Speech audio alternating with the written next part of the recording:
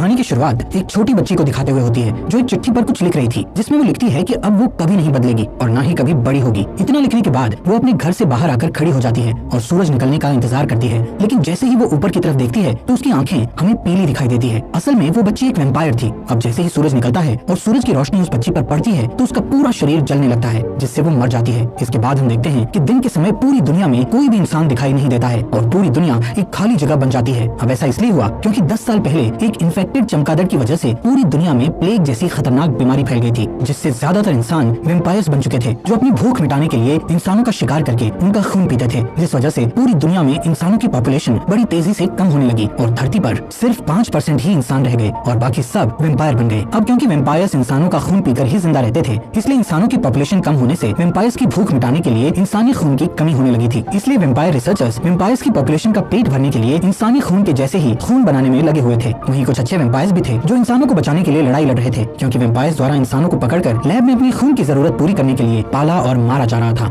यहाँ से scene shift होता है और हम रात का समय देखते हैं, जहाँ सड़कों पर फिर से लोग दिखने लगे थे। ये सभी वैम्पायर्स थे जो रात को ही बाहर निकलते थे। ये सारे वैम्पायर्स इंसानों की तरह ही जीते थे और रात होते ही अपने अपने काम पर चले जाते थे। यहाँ पर हम एक बूढ़े वैम्पायर को देखते हैं जो रास्ते से गुजर रहे कुछ वैम्पायर लोगों से ब्लड लेने के लिए उन पर अटैक करने की कोशिश कर रहा था, जिससे वो वैम्पायर्स उस बूढ़े वैम्पायर से डर रहे थे कि तभी वहाँ पुलिस आकर उसे बिजली के झटके देकर कंट्रोल करती है। वहीं हम डॉक्टर एडवर्ड डाल्टन को अपनी कार से अपने काम पर जाते हुए देखते हैं। डॉक्टर एडवर्ड ब्रोमली मार्क्स नाम के एक वैम्पायर की कंपनी में काम करता था। ब्रोमली की ये कंपनी दवा बनाने के साथ साथ वैम्पायर्स को ब्लड सप्लाई भी करती थी। एडवर्ड वहाँ सभी रिसर्चर्स का चीफ था। अब बिल्डिंग की सिक्योरिटी से गुजरने के बाद एडवर्ड एक रूम में जाता है जहाँ इंसानों को पकड़कर मशीनों में जकड़ दिया जाता है और उनका खून निकालकर इस कंपनी के रिसर्चर उस खून पर एक्सपेरिमेंट करते हैं। असल में वो इंसानों के खून जैसा ही नकली खून बनाने की कोशिश कर रहे थे, जिससे वो उस नकली खून से वैम्पायर्स की भूख मिटा सकें, जिनमें उन रिसर्चर्स के साथ एडवर्ड भी शामिल था। असल में एडवर्ड भी एक वैम्पायर था, लेकिन उसे इंसानों को ऐसे मशीनों में कैद रखना बिल्कुल भी सही नहीं लगता था और वो अपने इस काम से बहुत दुखी था। इसलिए वो वैम्पायर होने के बावजूद भी इंसानों का खून नहीं पीता था और सिर्फ जानवरों का ही खून पीता था, वो भी कभी कभार। अब यहाँ से एडवर्ड अपनी लैब में जाकर ह्यूमन ब्लड के जैसा ही ब्लड बनाने की कोशिश करता है, लेकिन उसका ये टेस्ट फेल हो जाता है। इसके बाद वो इस कंपनी की मीटिंग में जाता है, जिसमें उसका बॉस यानी इस कंपनी का मालिक चार्ल्स ब्रोमली, उसी की लैब में काम करने वाला उसका साथी क्रिस्टोफर, सिटी कमिश्नर और एक आर्मी ऑफिसर शामिल होते हैं। अब इस मीटिंग में उन्हें पता चलता है कि जिन वैम्पायर्स को खून नहीं मिल रहा वो एक खतरनाक क्रीचर में बदल रहे हैं, जिनको वो सबसाइडर कहते थे।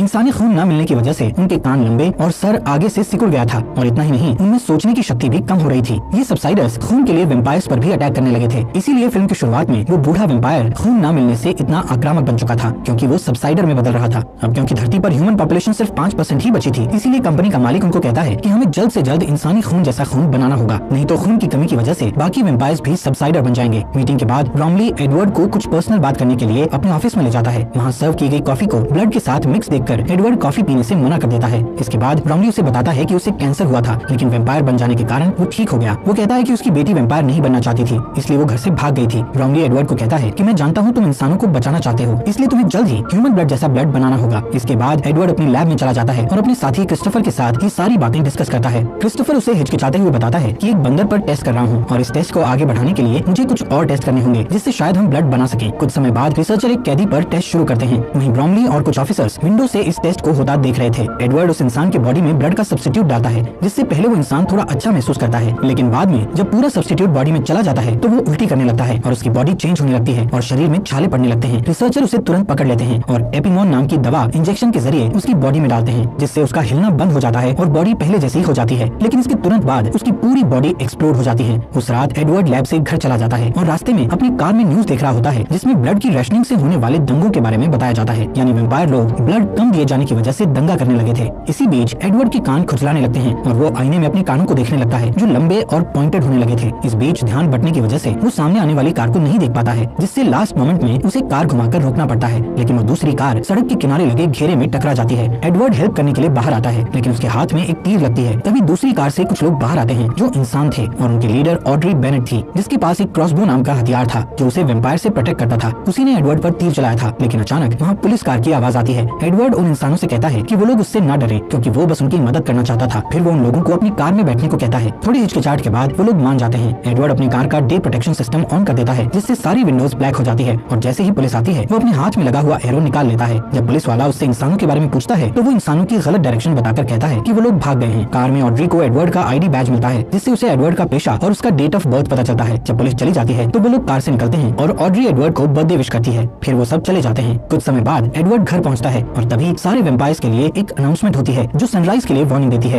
एडवर्ड घर पहुंचकर डिनर करता है और फिर अपने प्लांट्स की देखभाल करने लगता है। अचानक उसके घर में उसका भाई फ्रैंकी डैल्टन आता है जो आर्मी में होने की वजह से महीनों से उससे नहीं मिला था। फ्रैंकी एडवर्ड से बर्थडे पार्टी देने के लिए कहता है। इस पर एडवर्ड कहता है कि वो अब 35 साल का हो गया है। फिर फ्रैंकी कहता है कि उन्हें बर्थडे सेलिब्रेट करना चाहिए और उसके लिए वो 100% प्योर इंसान के ब्लड की महंगी बोतल लेकर आया था। वो 2 ग्लास में ब्लड डालता है और अपने भाई को पिग का ब्लड पीने की बात पर चिढ़ाता है, लेकिन एडवर्ड ब्लड पीने से मना कर देता है और इस बात पर फ्रैंकी को गुस्सा आ जाता है और दोनों में बहस शुरू हो जाती है। फ्रैंकी कहता है कि एडवर्ड इंसान के ब्लड को हाथ नहीं लगाता है, लेकिन अभी भी उसी कंपनी के लिए काम करता है जो अपने फायदे के लिए इंसानों को पालते और मारते हैं। इस पर एडवर्ड कहता है कि ब्लड का सब्स्टिट्यूट तलाशने के लिए उसे ये बुरा काम करना जरूरी है, लेकिन वो फ्रैंकी से भी नाराजगी जाहिर करता है क्योंकि वो आर्मी के लिए इंसानों का शिकार करता है। फिर अचानक एडवर्ड ब्लड की बोतल को उठाकर सारा ब्लड ड्रेन में डालने लगता है कि तभी फ्रैंकी बोतल उसके हाथ से लेकर दीवार में मार देता है। इसके बाद फ्रैंकी जाने की कोशिश करता है, लेकिन एक सबसाइडर उसके रास्ते में आ जाता है और वो नहीं जा पाता। वो क्रीचर किचन में जाता है और दीवार के ऊपर जो ब्लड था उसे चाटने लगता है और उसके बाद टेबल के ऊपर रखे ग्लास को भी चाटता है। इसी बीच फ्रैंकी एक चाकू उठा लेता है जिससे सबसाइडर चौंक जाता है और फ्रैंकी को दीवार की तरफ धक्का देता है। फ्रैंकी ग्लास के टेबल पर गिर जाता है जिससे टेबल का कांच टूटकर बिखर जाता है और कुछ सेकंड के लिए फ्रैंकी बेहोश हो जाता है। फिर सबसाइडर एडवर्ड की तरफ बढ़ता है। एडवर्ड एक स्टूल को उठाकर उसे रोकने की कोशिश करता है और साथ ही अपने भाई को होश में लाने के लिए उसका नाम लेकर पुकारता है। फ्रैंकी होश में आ जाता है और फिर चाकू को पकड़ता है। दोनों भाई सबसाइडर पर अटैक करने की कोशिश करते हैं, लेकिन वो जंप करके सीलिंग में लटक जाता है। इससे फ्रैंकी को चांस मिल जाता है और वो उसका सिर काट देता है। कुछ टाइम के बाद पुलिस मामले के बारे में जानने के लिए वहाँ पहुँचती है और कहती है कि अब सबसाइडर शहर में फैल चुके हैं। एक ऑफिसर को उस क्रीचर की एक रिंग मिलती है जिससे एडवर्ड को पता चलता है कि वो एक लोकल माली था और उसे उसकी बॉडी में खुद के लगाए हुए जख्म भी मिलते हैं जो खुद को खाने से हुए थे। अगले दिन सिक्योरिटी अलार्म बजने से एडवर्ड की नींद खुल जाती है और जब वो चेक करने के लिए लाइट ऑन करता है तो ऑड्री उसकी तरफ क्रॉसबो एम करके खड़ी दिखाई देती है। ऑड्री कहती है कि उसे ऐसे वेम्पायर की तलाश है जिस पर वो लोग भरोसा कर सकते हैं और इसके लिए उसे एडवर्ड बिल्कुल सही लगता है। वो उसे एक पेपर शीट देती है जिसमें एक मैप बना होता है। एडवर्ड मैप को देख ही रहा होता है कि अचानक एक आवाज आती है और एडवर्ड उस आवाज की तरफ मुड़कर देखता है और इस बीच ऑड्री चुपचाप चली जाती है। एडवर्ड जब उस आवाज को चेक करने जाता है तो पता चलता है कि आवाज फ्रैंकी की है। फ्रैंकी उससे ऑड्री के बारे में पूछता है। एडवर्ड उसे कुछ नहीं कहकर टाल देता है। उस रात न्यूज में पता चलता है कि जिन इन्वेस्टर्स ने रिसर्च करने के लिए ब्रॉमली को इंसान सप्लाई किए थे वो लोग अब और सप्लाई नहीं दे सकते थे। अगले दिन एडवर्ड काम पर जाता है और अपने बॉस से मिलकर उससे गारंटी मांगता है कि सब्स्टिट्यूट मिल जाने के बाद उन्हें इंसानों की सप्लाई की जरूरत नहीं पड़ेगी। इस पर ब्रॉमली कहता है कि ज्यादातर वेम्पायर सब्स्टिट्यूट के मिलने से खुश हो जाएंगे, लेकिन कुछ लोग ऐसे भी हैं जो रियल चीज की मांग करते हैं। इस पर एडवर्ड उसे याद दिलाता है कि उसकी बेटी भी उन्हीं लोगों में से एक है। इसके बाद एडवर्ड मैप को देखने के लिए अपने लैब में चला जाता है। जब सुबह होती है तो एडवर्ड अपने घर वापस नहीं आता और अपनी कार में लाइट प्रोटेक्शन ऑन करके मैप के बताए रास्ते से गांव की तरफ जाता है। वहाँ ऑड्री पहले से उसका वेट कर रही होती है। वो उसे बड़े से एक पेड़ के पास आने को कहती है। एडवर्ड अपनी कार ट्री के नीचे पार्क करता है और हैट और सनग्लासेस पहनकर कार से बाहर आता है। वो हमेशा सनलाइट से बचने के लिए सावधान रहता है। वहाँ उसे एक आदमी मिलता है जिसका नाम लियोनल एल्विस कॉर्मैक था। वो आदमी एक वेम्पायर था जो अब इंसान बन चुका था। एडवर्ड उससे जानना चाहता था कि वो इंसान कैसे बना, लेकिन ऑड्री को पास आता देखकर वो चुप हो जाता है। वो देखता है कि फ्रैंकी ने उसे गन पॉइंट पर रखा था। एडवर्ड उसे रोकने की कोशिश करता है, लेकिन वो नहीं मानता और उसे बताता है कि आर्मी की टीम भी आने वाली है। ये सुनकर ऑड्री फ्रैंकी को रोशनी की तरफ धकेलती है और सब जल्दी से एडवर्ड की कार में बैठ जाते हैं। तब तक सोल्जर वहाँ पहुंचकर उन पर फायर करना स्टार्ट कर देते हैं और लियोनल की गाड़ी भी बर्बाद कर देते हैं। सोल्जर उनका पीछा करते हैं और गोलियां भी चलाते हैं, जिससे कार के डे प्रोटेक्टर में छेद हो जाता है। पहले ऑड्री उसे अपने हाथ से कवर करके मैनेज कर लेती है, लेकिन होल ज्यादा हो जाने के कारण कैमरा भी खराब हो जाता है और एडवर्ड आगे नहीं देख पाता है। फिर लियोनल ड्राइविंग सीट पर बैठ जाता है ताकि वो रोड को एक होल से देख पाए और एडवर्ड लाइट से छुप जाता है। जब वो लोग कमजोर ब्रिज पर पहुंचते हैं तो लियोनल बहुत तेजी से ड्राइविंग करके ब्रिज को क्रॉस कर लेता है, जबकि आर्मी ट्रक हैवी होने के कारण ब्रिज टूट जाता है और ट्रक ब्लास्ट हो जाती है और बाकी के लोग पीछे रह जाते हैं। रात होने के बाद वो लोग कार को नदी के पास पार्क करते हैं और लियोनल एडवर्ड को बताता है कि वो कार में डे लाइट मॉडिफिकेशन लगाने का काम करता था, जो सूरज की रोशनी से कार के अंदर बैठे लोगों को बचाता है और कार में इस तरह के सिस्टम लगाने वाली पहली शॉप उसी की थी। लियोनल कहता है वेम्पायर्स के लिए दिन में कार चलाना बहुत अमेजिंग होता है क्योंकि दिन के समय सड़कें खाली होती थी, लेकिन इसमें रिस्क भी था क्योंकि एक तो सूरज की रोशनी में दिखाई नहीं देता और दूसरा उन्हें अपने शरीर को भी सूरज की रोशनी से बचाना होता है और इस चक्कर में एक्सीडेंट होने का डर रहता है। और लियोनल के साथ भी वही हुआ था। एक दिन जब वो दिन के समय ड्राइविंग कर रहा था तो उसे कुछ दिखाई नहीं दे रहा था और उसने कुछ खाया भी नहीं था, इसलिए उसकी एनर्जी भी कम हो गई थी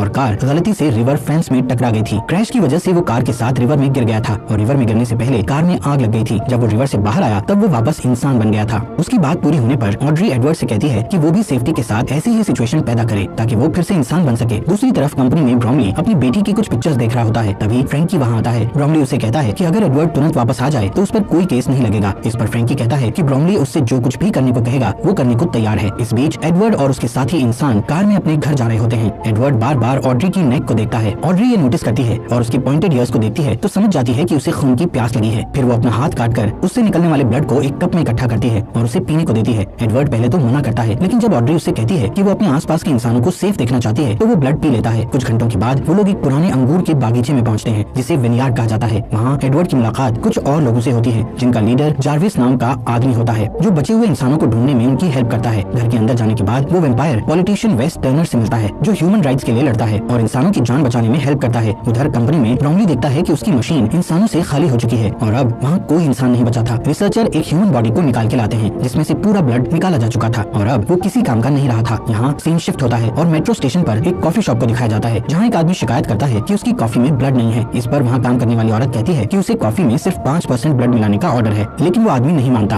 और एक ब्लड बैग चुरा लेता है और जब वो उसे पीने के लिए खोलने की कोशिश करता है तो ब्लड चारों तरफ बिखर जाता है, जिससे आसपास जमा सभी लोग ब्लड पीने के लिए पागल हो जाते हैं और हंगामा करने लगते हैं। ये देखकर पुलिस वाले वहाँ आते हैं और उन्हें बिजली के झटके देते हैं। अगले दिन विनियर्ड में एडवर्ड एक टेस्ट करने के लिए लियोनल से कुछ ब्लड लेता है और उससे उस दिन के बारे में बात करता है जब वो इंसान बना था। एडवर्ड को लगता है कि सूरज की रोशनी से होने वाली जलन को कंट्रोल करने के लिए ब्लड के सब्स्टिट्यूट का टेस्ट बॉडी के अंदर ही किया जा सकता है। कुछ घंटे काम करने के बाद जब वो ब्रेक लेने के लिए लैब से बाहर जाता है तो ज्यादातर इंसान उससे दूर हो जाते हैं, क्योंकि वो एक वेम्पायर था। फिर ऑड्री वहाँ आती है और उसे कहती है कि सबको उससे डर लगता है, लेकिन उसे विश्वास है कि वो उनकी हेल्प कर सकता है। एडवर्ड कहता है कि वो वेम्पायर नहीं बनना चाहता था, लेकिन फ्रैंकी ने उसे धोखे से वेम्पायर बना दिया था। फिर एडवर्ड नोटिस करता है कि वहाँ बड़े बड़े टैंक्स थे जिनमें अंगूर को खमीर करके शराब बनाई जाती थी। ऑड्री कहती है कि वो सारे टैंक्स एयर टाइट हैं। फिर वो दोनों उसे देखने के लिए उसके नीचे जाते हैं। टैंक में एयर निकालने वाली मशीन लगी थी, जो टैंक के अंदर की हवा को तेजी से बाहर निकाल रही थी। ये देखकर एडवर्ड को लगता है कि वो लोग उसका इस्तेमाल आग बुझाने के लिए कर सकते थे। फिर वो लोग अपने एक्सपेरिमेंट पर काम करना शुरू करते हैं। इस बीच आधी रात को जार्विस का ग्रुप बचे हुए इंसानों को विनियार्ड लेकर जा रहा होता है, जिसमें ब्राउनली की बेटी एलिसन भी थी। तभी उसकी कार के टायर पर कोई शूट करता है, जिससे कार को रोकना पड़ता है। वो लोग अपना हथियार लेकर कार से बाहर निकलते हैं, लेकिन आर्मी उन्हें चारों तरफ से घेर लेती है और थोड़ी देर तक फाइट करने के बाद सारे इंसान हार जाते हैं। एलिसन विनियार्ड से कांटेक्ट करने की कोशिश करती है, लेकिन थकान से बेहोश हो जाती है। फ्रैंकी उसके हाथ से वॉकी टॉकी ले लेता है और लोकेशन का पता लगाने के लिए उस कॉल को ट्रैक करता है। उधर विनियार्ड में सारे इंसान अपना अपना सामान इकट्ठा करके अपनी कार में बैठ रहे होते हैं और सुरक्षित जगह जाने के लिए टर्नर को फॉलो करते हैं, लेकिन एडवर्ड वहीं रहना चाहता था क्योंकि उसे एक्सपेरिमेंट करना था। लियोनल और ऑड्री भी उसकी हेल्प करने के लिए रुक जाते हैं। इधर एलिसन को जब होश आता है तो वो खुद को अपने फादर के ऑफिस में पाती है और जब उसका फादर ब्राउनली आता है तो वो एक चाकू उठा लेती है। एलिसन अपने पिता से अपने दोस्तों को छोड़ देने के लिए कहती है। ब्राउनली कहता है कि वो उसे देखकर खुश है और उसे गले लगा लेता है। फिर कहता है कि वो उसके दोस्तों के लिए कुछ नहीं कर सकता है। इस पर एलिसन उसे धकेल देती है और डोर की तरफ भागती है, लेकिन एक सोल्जर उसे हिट करता है और वो बेहोश हो जाती है। ब्राउनली को रियलाइज होता है कि उसकी बेटी ने उसे चाकू मार दिया है। अगले दिन विनियार्ड में एक्सपेरिमेंट स्टार्ट होने वाला होता है। ऑड्री मॉनिटर्स को देखने का जिम्मा लेती है और लियोनल टैंक के नीचे एडवर्ड के साथ रहता है। एडवर्ड के चेस्ट में एक हार्ट मॉनिटर अटैच किया जाता है और उसे एक वेट ब्लैंकेट से कवर किया जाता है। प्रोसेस बहुत सिंपल होता है। वो लोग टैंक को ओपन करते हैं, जिससे सनलाइट अंदर आती है और एडवर्ड जलने लगता है और उसके बाद वो लोग एयर एक्सट्रैक्टर यानी हवा निकालने वाली मशीन को यूज करके आग को बुझा देते हैं। पहले 2 बार में उनकी कोशिश फेल हो जाती है, लेकिन तीसरी बार में वो लोग एडवर्ड को लंबे समय तक जलने देते हैं और इस बार उनका टेस्ट कामयाब हो जाता है और एडवर्ड इंसान बन जाता है। वो लोग बहुत खुश होते हैं, लेकिन तभी आर्मी आ जाती है और वो लोग बचने के लिए शराब के बैरल में छुप जाते हैं। दूसरी तरफ कंपनी में फ्रैंकी ब्राउनली के पास जाता है, जिसका इलाज चल रहा था। ब्राउनली फ्रैंकी से अपनी बेटी के लिए कुछ करने को कहता है और फ्रैंकी एलिसन को देखने के लिए चला जाता है। एलिसन अभी भी वेम्पायर नहीं बनना चाहती थी, लेकिन फ्रैंकी उसे अपने दांतों से काट लेता है ताकि वो वेम्पायर बन जाए। इधर विनियार्ड में तीनों इंसान अपने छुपने की जगह से निकलते हैं। एडवर्ड बाहर जाता है और पहली बार सनलाइट जब उसकी स्किन को टच करती है तो उसे बहुत अच्छा लगता है। लियोनल अपनी पुरानी कार निकालता है। इस बीच कंपनी में ब्राउनली अपनी खाली मशीन को देखने के बाद अपनी बेटी से मिलने जाता है। एलिसन को पीने के लिए ब्लड दिया जाता है, लेकिन वो ब्लड नहीं पीती। ब्राउनली उसके पास जाता है और देखता है कि वो खुद को अपने दांतों से काट रही थी, जिससे वो इन्फेक्टेड हो गई थी। फिर वो अपने फादर पर अटैक करती है और सारी चीजों के लिए उसे ब्लेम करती है। तब एलिसन को वहाँ से हटा दिया जाता है और हर जगह सैनिक कानून लागू कर दिया जाता है, जिसके बाद वो लोग सड़कों पर सबसाइडर से फ्रीली लड़ सकते थे। इस दौरान ऑड्री, एडवर्ड और लियोनल टर्नर के कैबिन में आते हैं, जहाँ वो देखते हैं कि सारे इंसान मर चुके हैं। ऑड्री को लगता है कि अब कोई उम्मीद नहीं बची, लेकिन एडवर्ड कहता है कि वो किसी को जानता है जो उनकी मदद कर सकता है। इस बीच क्रिस्टोफर को लैब में दिखाया जाता है, जो अभी भी एक्सपेरिमेंट कर रहा था। उधर आर्मी सबसाइडर्स को घसीटकर सनलाइट में मरने के लिए लेकर जा रही होती है और एलिसन भी उनमें से एक होती है। उसे मरता देखकर फ्रैंकी को अपनी गलती का एहसास होता है। उस रात क्रिस्टोफर अपने घर आता है तो एडवर्ड ऑड्री और लियोनल को अपने लिए वेट करते हुए देखता है। एडवर्ड उससे कहता है कि उसके पास एक सोल्यूशन है जो सब्स्टिट्यूट से बेटर है और उसे हेल्प करने के लिए कहता है। उनकी बातचीत फोन रिंग होने की वजह से रुक जाती है। क्रिस्टोफर कॉल रिसीव करने के लिए चला जाता है। जब उसे आने में लेट हो जाता है तो सबको शक होता है और ऑड्री चेक करने उसके पीछे जाती है। एडवर्ड और लियोनल उसके कोट को चेक करते हैं। यहाँ पता चलता है कि क्रिस्टोफर ने अपना फोन शुरुआत से कंपनी के साथ कॉल पर रखा हुआ था और कंपनी के सभी लोग जान गए थे कि एडवर्ड और उसके साथी कहाँ हैं। अचानक वहाँ आर्मी आ जाती है और फाइट में ऑड्री बेहोश हो जाती है और उसे पकड़ लिया जाता है। लियोनल और एडवर्ड रोड पर बनी हुई टनल के जरिए वहाँ से बच निकलते हैं और एक पुरानी सुनसान बिल्डिंग में छुपने का फैसला करते हैं, लेकिन वहाँ एक सबसाइडर उन पर अटैक कर देता है। तभी फ्रैंकी वहाँ आ जाता है और उस क्रीचर को शूट कर देता है। वो नोटिस करता है कि उसका भाई इंसान बन गया है। ये देखकर फ्रैंकी कहता है कि उसने एडवर्ड को इसलिए वेम्पायर बनाया था क्योंकि वो उसे मरता हुआ नहीं देखना चाहता था। वो अपनी गलती के लिए माफी मांगता है और अब उनकी हेल्प करना चाहता है, लेकिन जब लियोनल पास आता है तो फ्रैंकी को खून पीने की तलब होती है और वो उसे काटने के लिए उस पर जंप कर देता है। एडवर्ड उसे पकड़ लेता है और उसे धक्का देकर लियोनल से दूर कर देता है और उसे शूट करने ही वाला होता है, लेकिन कुछ नोटिस करके रुक जाता है। कुछ समय बाद एडवर्ड कंपनी की बिल्डिंग में एंटर करता है और अपने सारे अलार्म ऑफ कर देता है। सिक्योरिटी उसे पकड़ के ब्राउनली के ऑफिस ले जाती है। वहाँ वो देखता है कि ब्राउनली ऑड्री का हाथ काटकर उसका ब्लड पी रहा था। एडवर्ड कहता है कि वो सारी बातों के लिए दुखी है और फिर से वैम्पायर बनना चाहता है। उसकी बात सुनकर ऑड्री को लगता है कि एडवर्ड उसे धोखा दे रहा है और वो अपसेट हो जाती है, पर ब्राउनली कहता है कि अब उसे सब्स्टिट्यूट मिल गया है और इसलिए उसे एडवर्ड की जरूरत नहीं है और वो उसे बुज़दिल कहता है। इस पर एडवर्ड ब्राउनली से कहता है कि वो भी एक बुज़दिल है जो अपनी खुद की बेटी को वैम्पायर में नहीं बदल पाया। इस बात से ब्राउनली को गुस्सा आ जाता है और वो एडवर्ड को काट लेता है, लेकिन एडवर्ड कोई रिएक्शन नहीं देता क्योंकि ये एडवर्ड का प्लान था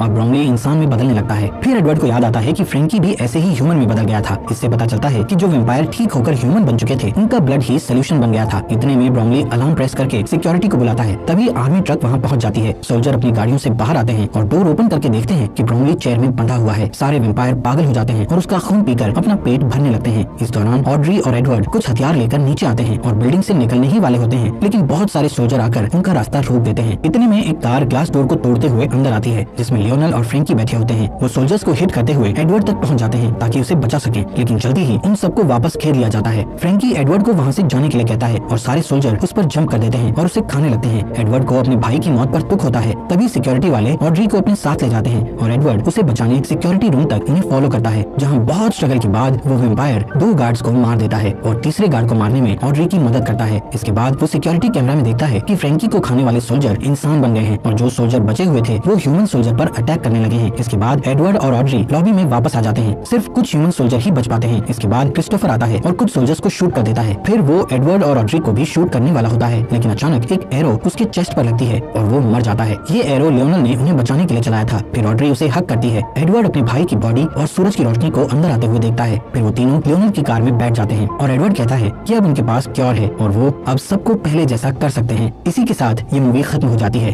दोस्तों, हमारे फॉक्स एक्सप्लेनर हिंदी चैनल को सब्सक्राइब